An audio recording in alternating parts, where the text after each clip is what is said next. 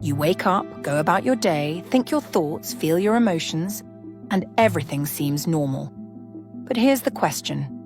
Who is actually experiencing all of this? If your mind is constantly generating thoughts, worries, and judgments, who is the one listening? Most people go their entire lives without ever questioning this. They just assume the voice in their head is them. But is it? Because the moment you start investigating, something strange happens. Most people think they are in control of their mind. But if that were true, why does the mind so often feel like it's controlling us? Have you ever noticed that you don't choose your thoughts? They just show up, some familiar, some random, some completely unwanted. You don't sit down and say, "I'll think about this next." It happens automatically. And sometimes it feels like your mind is your worst enemy. You want to focus, but thoughts distract you. You want to be happy, but doubts creep in. You want to sleep, but your brain won't shut up. So the real question is, if you were truly the one in control, why is this happening? Why can't you simply decide to be calm, peaceful, and happy at all times? Because the you that you think you are isn't actually you.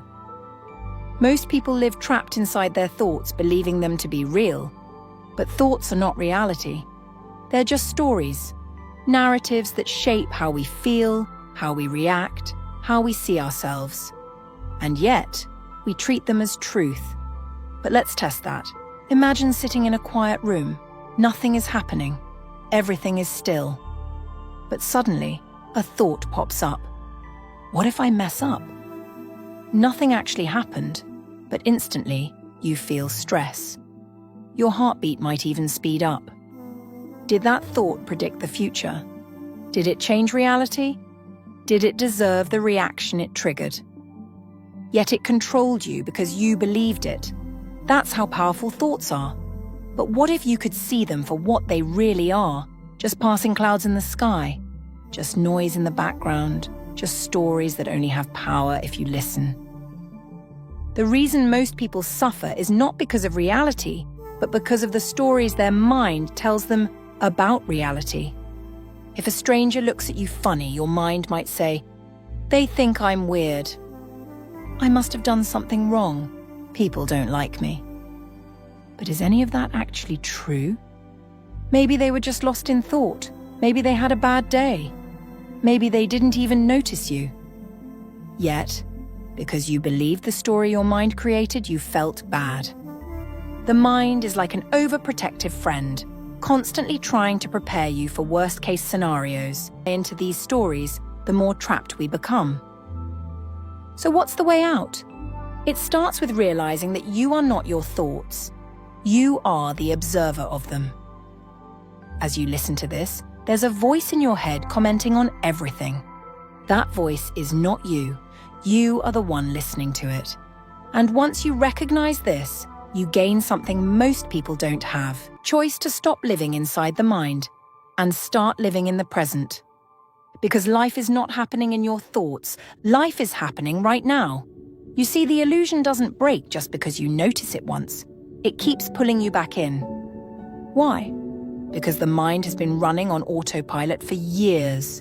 The patterns, the reactions, the endless loops, they've been reinforced over and over.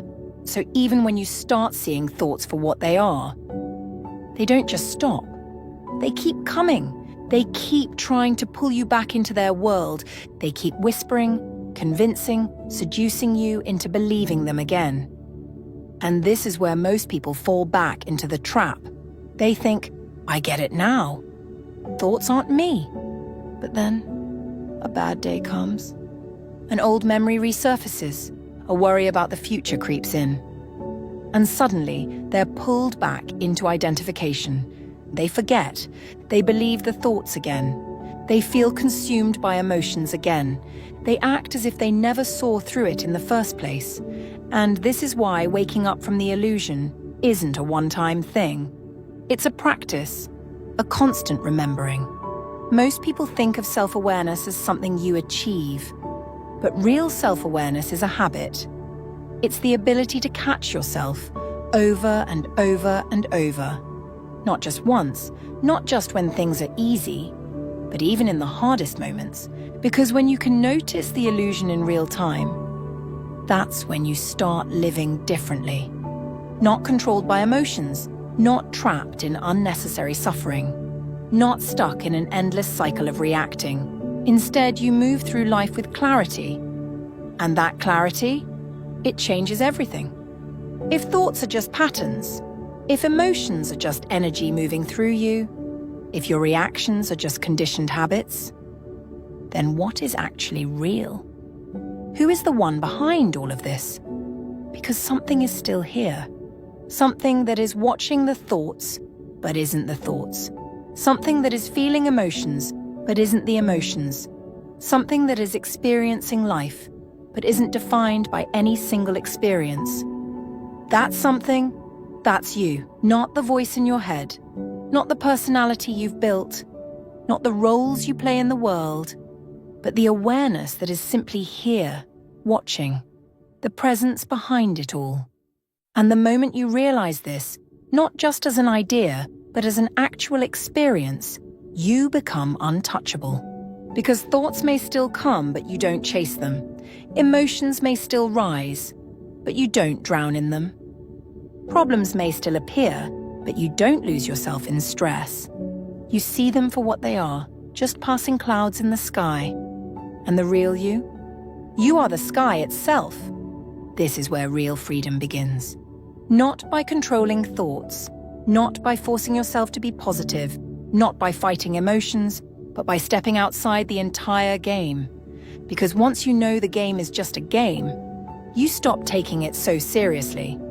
And that is when life becomes effortless. That's when you move with flow instead of against it. That's when you stop being dragged by every thought, every mood, every small inconvenience. Instead, you observe. You navigate life from a place of deep presence. And when you do that, nothing can shake you anymore.